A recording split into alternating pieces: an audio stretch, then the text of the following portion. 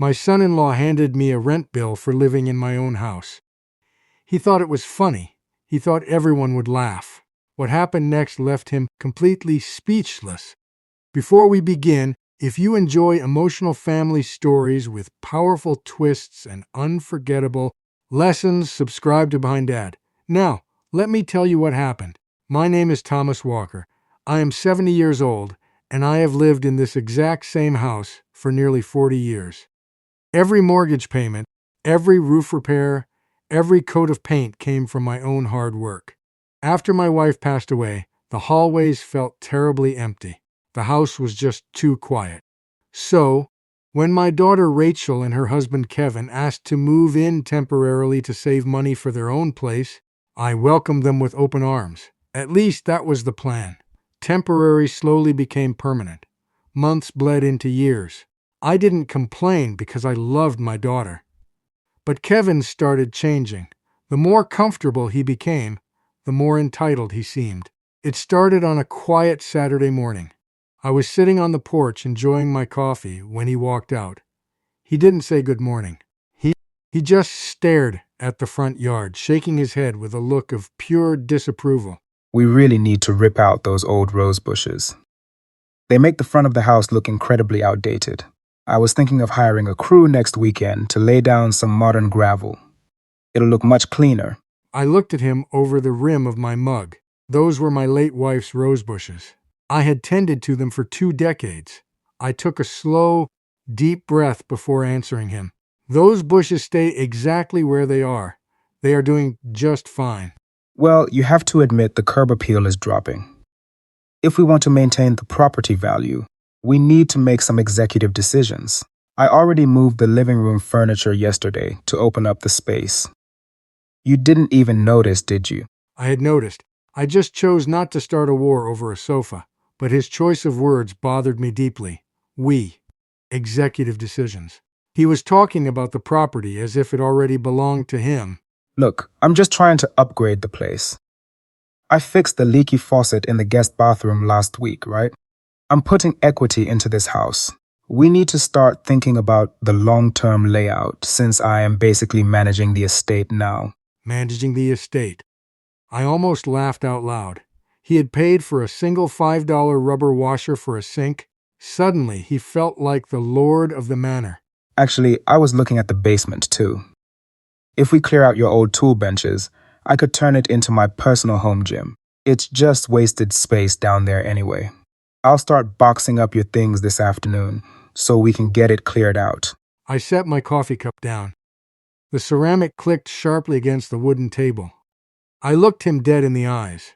You will not box up anything in my basement. That is not wasted space. That is my workspace in my house. Hey, relax. I'm just trying to optimize our living situation. Since I'm taking care of things around here and paying for groceries, I figured I should have some say in how the space is utilized. It's only fair, isn't it? He smiled when he said it. A smug, arrogant little smile. He truly believed he was in charge. He mistook my quiet generosity for weakness, assuming that, because I stayed silent, I was surrendering my authority. I ignored his comments that morning, letting him walk back inside with his unearned confidence. I thought that would be the peak of his entitlement. But I was wrong. The worst was yet to come. Tension that had been brewing for months finally boiled over on what was supposed to be a quiet Tuesday evening. Rachel had spent the afternoon cooking, filling the house with a comforting aroma that reminded me of when my wife was still alive. We were all sitting around the heavy oak dining table, the exact same table I had purchased 30 years ago. The clinking of silverware against porcelain was the only sound in the room. I was enjoying my meal when Kevin abruptly pushed his plate aside. He wiped his mouth, and I saw it, that smile. It was a strange, arrogant smirk, the kind that always signaled trouble. He reached into his bag resting beside him and pulled out a crisp, white sheet of paper. With a deliberate, theatrical motion, he slid it across the polished wood directly in front of my plate. I glanced at it, then looked up at him. "What is this?" I asked, keeping my voice perfectly steady. He leaned back in his chair, crossing his arms over his chest with an air of absolute superiority. "Your rent bill," he announced. The words hung in the air, absurd and heavy. The room went completely silent. Rachel stopped eating, her fork frozen halfway to her mouth, her face pale with utter confusion. I looked down at the paper again. It wasn't a joke scratched on a napkin. He had actually taken the time to type it out, format it, and print it. It was an itemized invoice. At the top, it read, "Monthly expenses breakdown." Below that were the charges, a base monthly rent, a utility contribution, and something he outrageously labeled shared property maintenance fees. According to this piece of paper, I owed my son-in-law money for the privilege of living in my own home, a home I had paid off completely decades earlier, a home where the deed and the property taxes were listed entirely in my name. I didn't say a word. I simply sat there and read every single line slowly, very slowly. I let the sheer audacity of his actions wash over me. I could feel Kevin's eyes burning into me. He was practically holding back laughter, vibrating with a smug sense of triumph. Thought he had trapped me. He thought he had successfully flipped the power dynamic of the household and put the old man in his place. He was eagerly waiting for my reaction. He probably expected my face to turn red, expected me to slam my fists, to start a massive shouting match right there. Instead, I gave him nothing. I finished reading the bottom line, carefully folded the paper, and set it down. Then, I looked him in the eye and nodded politely. "Interesting," I murmured. His smile grew even wider. He thought he had won. He truly believed he had embarrassed me into submission. What Kevin didn't know was that a certain file had been sitting patiently in the bottom drawer of my desk for years.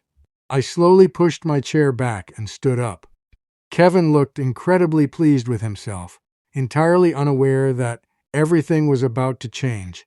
I stood up from the table without saying a single word. The silence in the dining room was absolute, so thick and heavy you could almost cut it with a knife.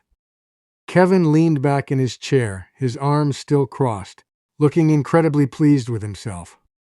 He was practically glowing with a false sense of victory. He probably expected me to start screaming, to tear the ridiculous rent bill into tiny pieces, or to storm out of the house in a fit of elderly rage. He wanted a reaction.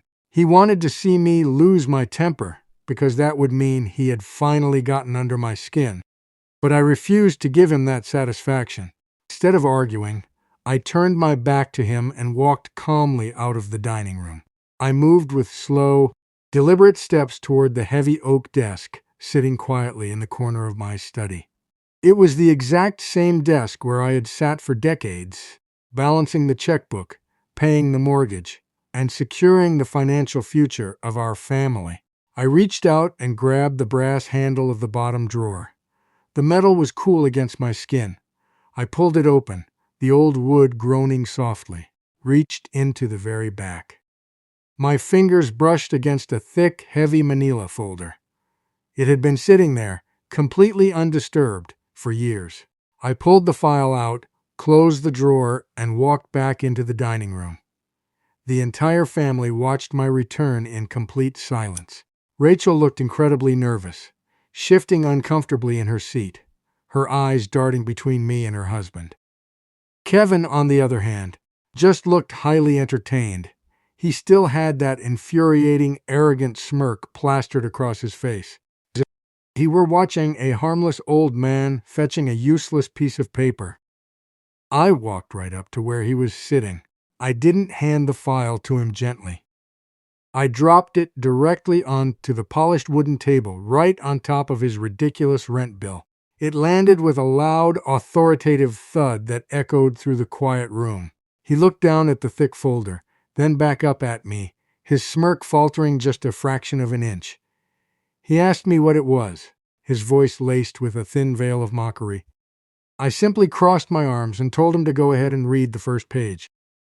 For a brief second, he looked almost excited, perhaps thinking I had brought out some old, outdated deed he could easily dismiss. He reached out and flipped open the heavy cover of the folder.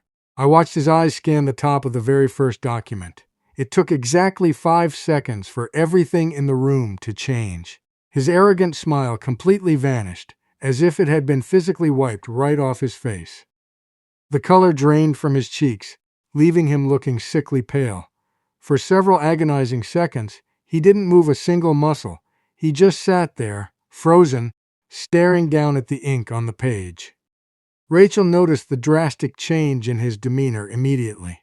She anxiously asked him what was wrong, but he couldn't even formulate an answer. He simply kept staring at the document in sheer disbelief. Eventually, Rachel leaned over his shoulder and looked at the paper for herself. Her eyes went wide. The document they were staring at was a legally binding, notarized property agreement.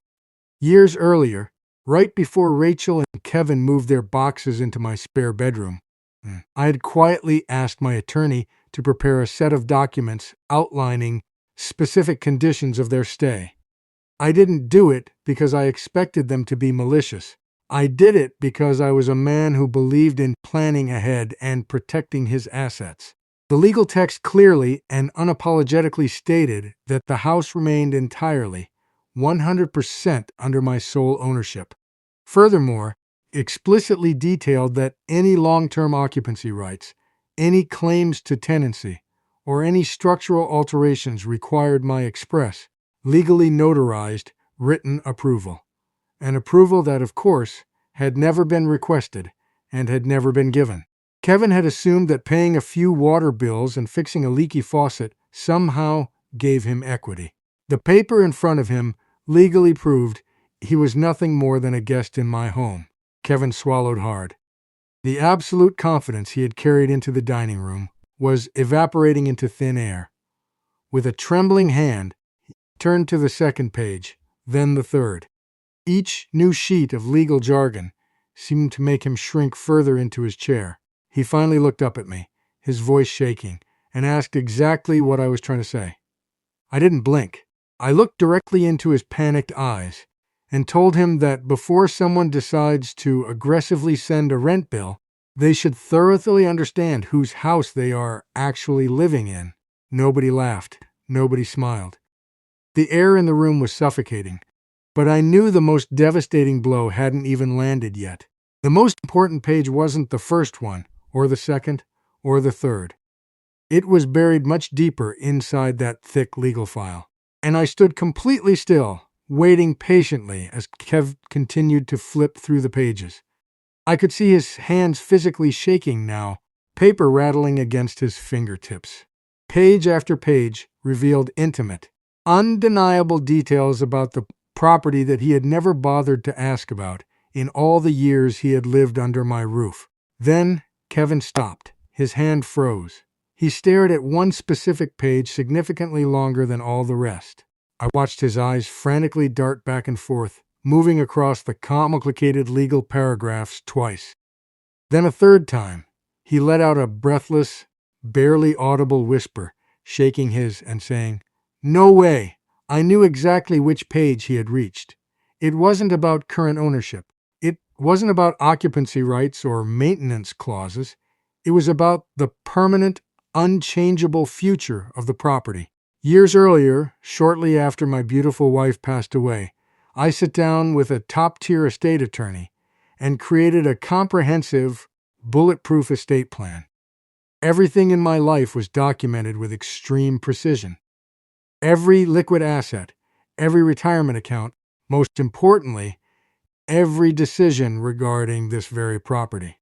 The specific page Kevin was reading explained something that completely shattered his delusions of grandeur. It stated that upon my passing, or in the event I could no longer manage my affairs, the house was immediately scheduled to be placed into a locked family trust under highly specific, unbreakable conditions. Those conditions were carefully designed for one specific reason: to protect the property from disputes, from external financial pressure, most importantly, from outside influence.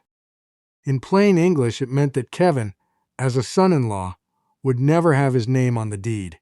He would never have the authority to sell it, leverage it, or claim it as his own, no matter how long he lived there or how many walls he painted. The house belonged to the Walker bloodline, securely protected by the trust. Kevin slowly raised his head and looked at me as if I were a stranger. He accused me of never telling them about this arrangement. I kept my posture relaxed, my voice completely calm, and simply replied that he had never bothered to ask. That single four-word answer hit him like a physical blow to the chest. For years, he had paraded around the house, acting like he already knew everything there was to know. He acted like the patriarch in waiting. Now, sitting at my table, looking at my legal documents, he was brutally realizing exactly how little he actually understood. Beside him, Rachel continued reading through the trust documents. The more she read, the deeper the frown on her face became. But she wasn't looking at me with anger. She was looking at Kevin with intense, undeniable disappointment. Because in that quiet moment, the veil had been lifted. She finally saw the ugly pattern of his behavior. She saw the passive-aggressive comments, the unearned entitlement, sheer audacity of assuming that doing a few minor chores somehow granted him ownership of a man's life work. It didn't. Helping someone is an act of generosity. Ownership is something entirely, completely different.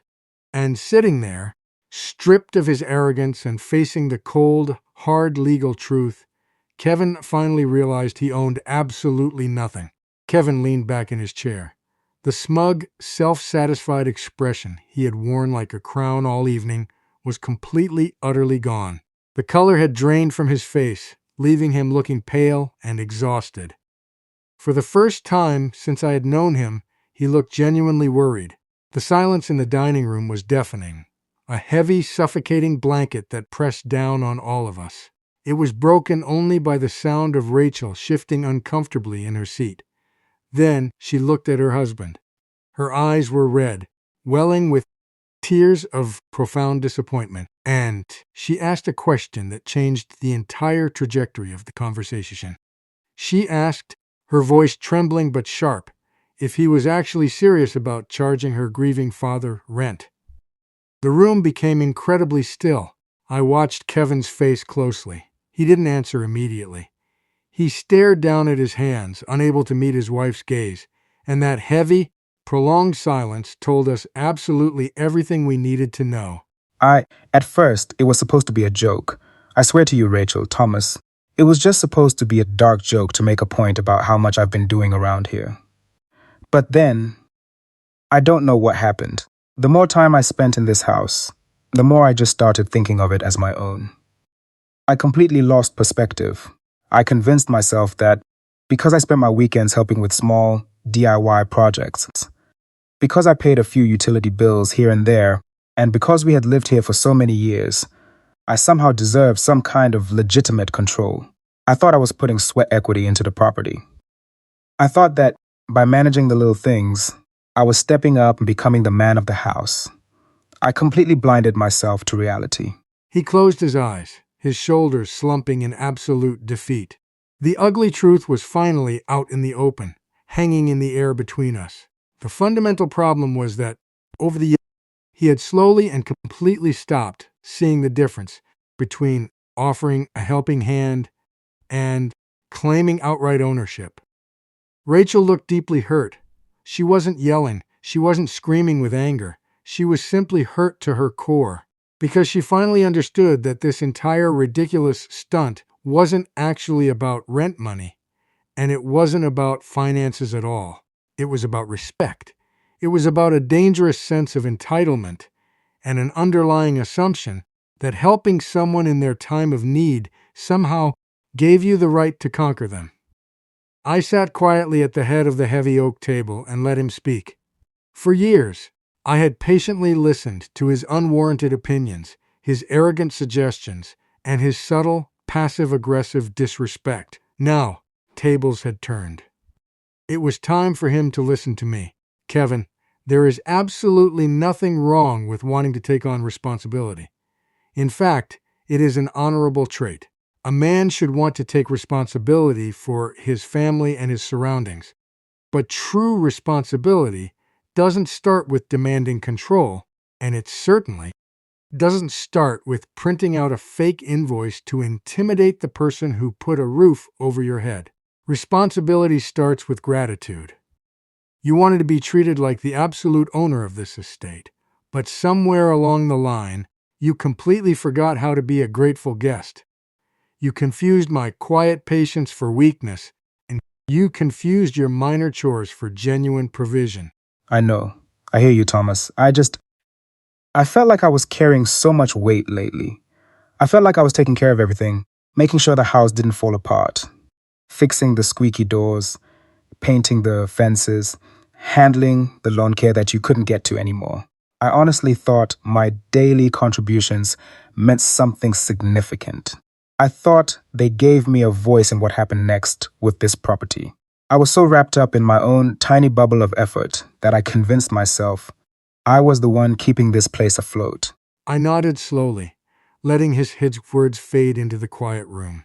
I could tell the message was finally, painfully getting through to him, but he still didn't grasp the full, undeniable picture. He still thought his minor weekend chores were the glue holding this household together. It was time to show him the harsh reality of what it actually takes to run and maintain a home of this size. I reached back into the thick manila folder still resting on the table. There was one final document buried inside. It wasn't a complex legal contract drafted by a high-priced attorney. It wasn't a property agreement, a deed, or a trust condition. It was just a list. A simple, cleanly typed list of every major financial expense I had personally covered, entirely out of my own pocket, since the day he and Rachel had moved in. I slid the paper across the polished wood. It stopped right next to his ridiculous, theatrical rent bill. I watched his eyes drop to the page. The list stretched across 3 full pages, single-spaced and meticulously itemized. It detailed the brand new HVAC system I had to install when the old unit died during their first freezing winter here. It listed the devastating $15,000 roof repair after the spring storms. It outlined the aggressive annual property taxes, skyrocketing comprehensive homeowners insurance premiums, the major plumbing overhaul in the guest bathroom they used, and the countless, relentless, unexpected emergencies that constantly arise when maintaining a 40-year-old property. My God, I had absolutely no idea. I didn't know the roof cost anywhere near that much money. I didn't even think about the property taxes or the insurance deductibles. I just saw the grocery receipts and the internet bill I was paying. The numbers on these pages, they're massive. I've been so incredibly, unforgivably blind. I was so hyper-focused on the $50 I spent at the local hardware store, fixing a sink, that I completely ignored the tens of thousands of dollars you were quietly spending to keep a safe, warm roof over our heads. I thought I was carrying the weight, but I wasn't carrying anything at all. You were. He stared at the bold bottom line of my list. The sheer magnitude of the financial numbers absolutely shocked him to his core. For years, his vision had been incredibly, selfishly narrow. He had intensely focused on the few minor things he contributed, wearing them like massive badges of honor on his chest. But he had never once stopped to look around and genuinely consider the massive, crushing financial and emotional weight that someone else was silently carrying on their shoulders, so he could live comfortably and save his money. The silence returned to the room, but this time it wasn't tense, hostile, or suffocating. It was the heavy, sobering silence of profound realization. Thomas, I am so incredibly sorry. My voice is shaking because I don't even know how to properly apologize for this. I've been an absolute fool. I disrespected you. I disrespected this beautiful house that you built. And I completely, utterly took your immense generosity for granted. I thought I was being a strong leader for this family, but I was just being an arrogant, ungrateful, entitled brat. You gave us a sanctuary, and I tried to hand you a bill for it. Please, if you can, forgive me. He looked up at me, and his voice was quieter, more broken and vulnerable than I had ever heard it in all the years I had known him. This time, it sounded completely, undeniably genuine. He wasn't apologizing simply because he got caught acting poorly or because he was deeply embarrassed in front of his wife. He wasn't even apologizing because my legal documents had definitively proven him wrong. He was apologizing because, for the very first time, his ego had been shattered, and he finally understood the sheer depth of his own ignorance. That dramatic night ended very differently than it began. Nobody argued. Nobody yelled, threw things, or stormed out of the room. Instead, we sat at that heavy oak table, poured another cup of coffee, and talked honestly, openly, and vulnerable for the first time in years. A profound, lasting shift happened in our household after that evening. The dark cloud of entitlement vanished entirely, replaced by a quiet, steady, mutual respect. A few months later, Kevin and Rachel packed their boxes and finally moved out into a beautiful home of their own.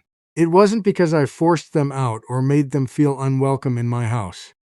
It was because, after learning that incredibly hard lesson, they were finally truly ready to take on the real, heavy responsibilities of homeownership.